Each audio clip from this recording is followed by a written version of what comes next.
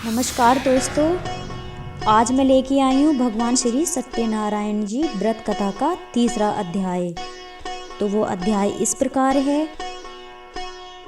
श्री सूत जी बोले, श्रेष्ठ मुनियों, अब मैं पुनः आगे की कथा कहूँगा, आप लोग सुने। प्राचीन काल में उल्लाकमुख नाम का एक राजा था। वह जितेंद्रिय, सत्यवादी व अत्यंत बुद्धिमान था।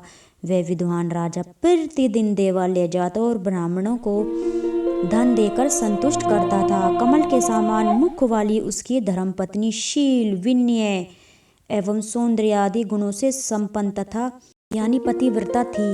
एक राजा एक दिन अपनी धर्मपत्नी के साथ भद्रशिला नदी के तट पर श्री सत्यनारायण जी का व्रत कर रहा था। उसी समय एक व्यापार के लिए अनेक प्रकार की पुष्पकल धनराशि से संपन्न एक साधु का नाम बनिया वहां आया। भद्रशिला नदी के तट पर नाव को स्थापित कर वह राजा के समीप गया और राजा को उस व्रत में दीक्षित देखकर विनयपूर्वक पूछने लगा।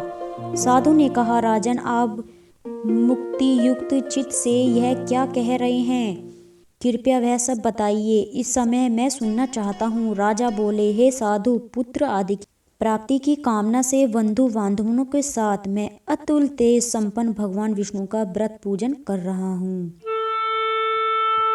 मुझे पुत्र की कामना है। राजा की बात सुनकर साधु ने आदर पूर्वक कहा, राजन, इस विषय में आप मुझसे सब कुछ विस्तार से बताइए, यानी मुझसे भी विस्तार से बताइए।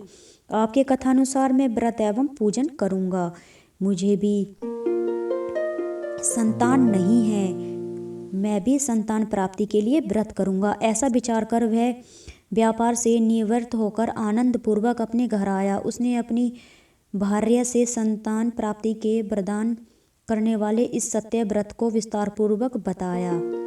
जब मुझे संतान प्राप्ति होगी तब मैं इस व्रत को करूंगा। इस प्रकार उस साधु ने अपनी भार्या लीलावती से कहा। एक दिन उसकी लीलावती नाम की सती साध्वी भार्या पति के साथ आनंद चित्त से ऋतुकालीन धर्माचरण में प्रवृत्त हुई और भगवान श्री सत्यनारायण जी की कृपा से उसकी वह भार्या गर्भिणी हुई।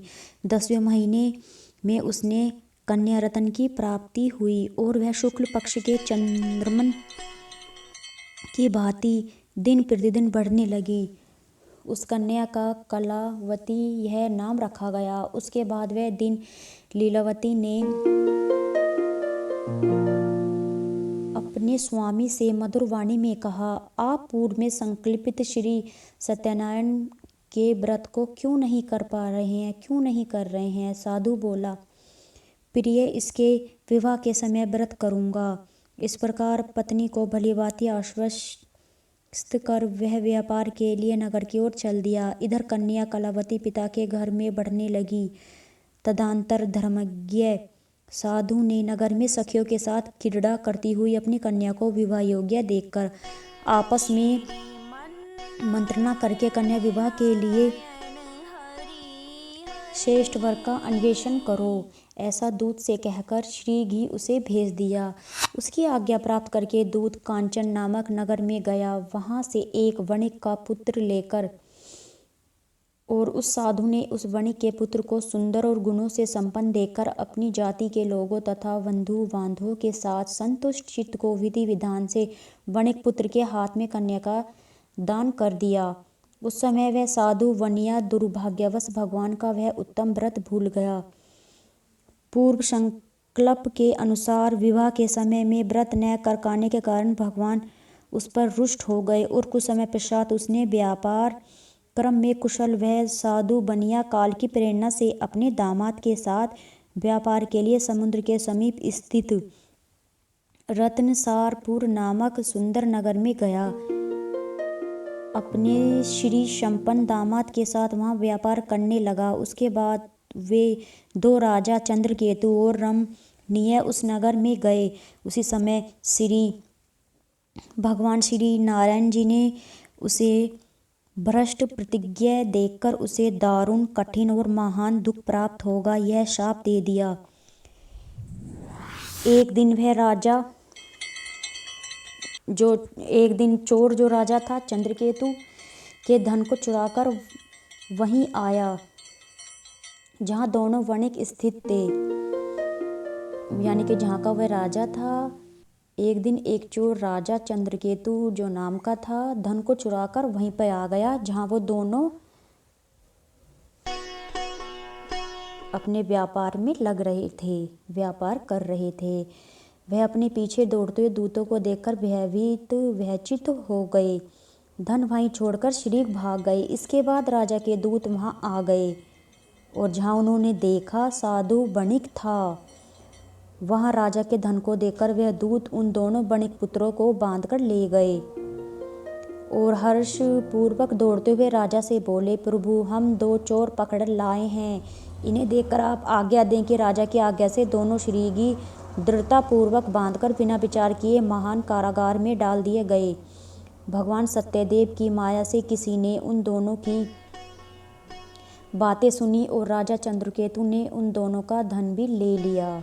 एक चोर था जो चंद्रकेतु का धन लेकर भागा था, तो चंद्रकेतु ने अपना धन वापस ले लिया। भगवान के शाप से वणिक के घर में उसकी भार्या भी अत्यंत दुखित हो गई और उसके घर में सारा का सारा जो धन था वह चोर ने चुरा लिया।